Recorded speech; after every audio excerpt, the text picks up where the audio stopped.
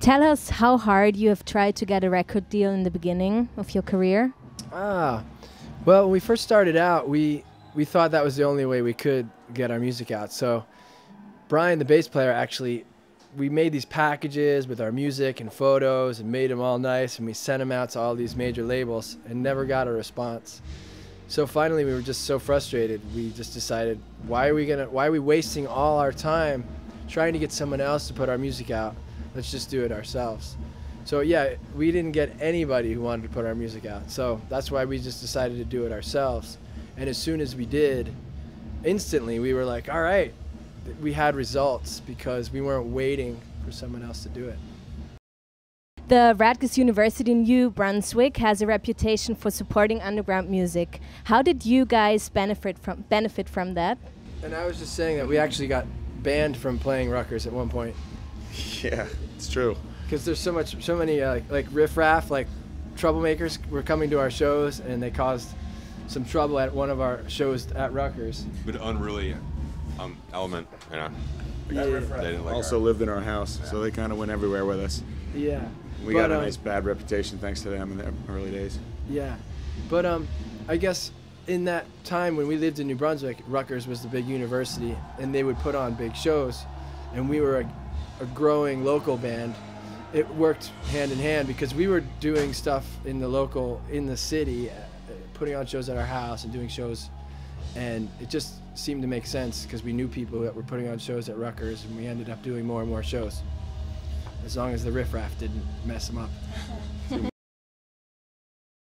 What music were your parents listening to when you were young? Johnny Cash. Like the Beatles. Yeah. And did it have any influence on you, the music? Tons of influence, man. Sure. My dad's music was the first music that I, learned, and it was mostly Johnny Cash, and he was a huge influence later in my life, musically. And for you? My dad loved Jim Croce. I don't know him. Yeah, he had a really good record. A couple, I think he died really young, but he put out a couple of really good records. Yeah. And for you? Brown, man. Yeah. My parents listened to a lot of Johnny Cash and like old, like more like big band music, like Herb Alpert and stuff like that. So Oh yeah. I don't know if it had any influence on me, but they're cool record covers though. Herb Alpert definitely profoundly influenced Fat Mike. Yeah. Yeah, he loves him some Herb Alpert. Yeah. Good So, album covers. it's good stuff.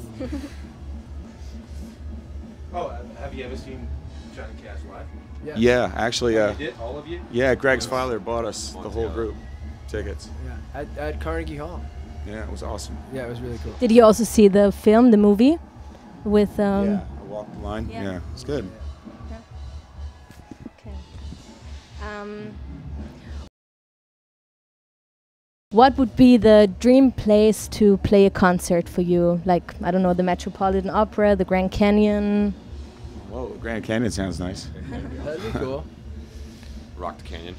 We played like the best places in the world. We played Wembley Arena. We played the Budokan in Tokyo. The Gorge. We played the Gorge. We played Red Rocks in Denver. That was one place that I thought would be really cool to play. Would have been my answer probably if we hadn't done it. Yeah. We played at amazing festivals in Europe. When we were just started touring, we'd heard about European festivals, and we thought that would be really cool, and we've done that. What else is there, guys? I don't know. The Grand Canyon. The moon. The moon. The moon. The moon? The moon. We're gonna rock the moon someday. Okay. Well, right. If you get the offer to be the first band to play the moon. If it's a good offer, we'll consider it. But chances are you might not come back. Would you do it? Yeah, Yeah, sure. totally. Yeah. I mean, Come on, first band to on be the the first moon? band on the moon, we have to take that chance. What if Totally. Neil Armstrong said no? Right, guys? Because you'd That's see us right, in the like astronaut suits, like.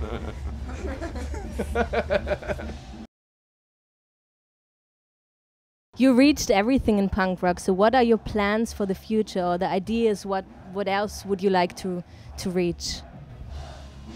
Well, we were never really exactly a goal-driven band in the first place, so Yeah. that's why nothing's changed, and nothing probably ever will with us. We're just all about creating a moment in the moment and not planning too far ahead.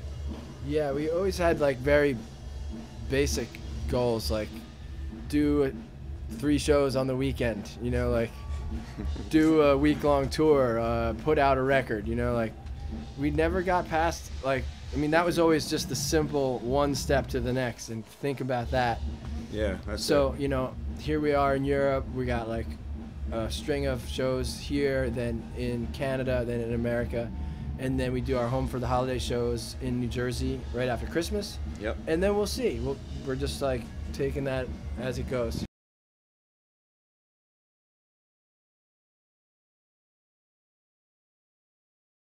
Okay, you recorded 2 records at the Longview farm. Yep. How was the experience there? How was it? Did you like it? It was amazing. Yeah. We went back a second time, so obviously we liked it. Yeah. What do you like about it there? We went there once and we got snowed in. Like it snowed like 3 feet of snow, so we were all stuck there for a couple of days, which was awesome. Yeah. It's got an amazing fireplace. It's just the most amazing place I may have ever spent time. It's very quiet there.